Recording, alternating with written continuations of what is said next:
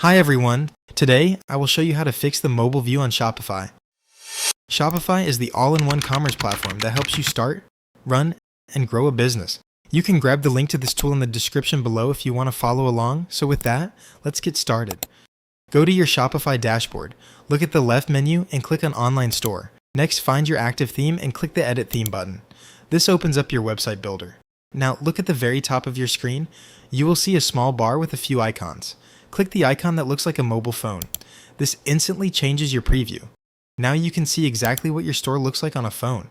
From here, you can easily fix your layout. If a section looks too big, just click on that section on the left side of your screen. Scroll down at Settings menu. Look for the Mobile Media or Layout settings. For example, you can toggle on Stack Media.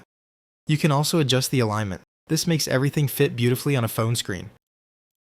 Once your mobile view looks great, click the Save button in the top right corner.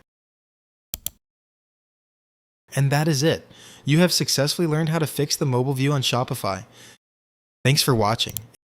If this video helped, be sure to give it a like and subscribe for more quick website guides. Don't forget to add to cart your next big idea. Until next time.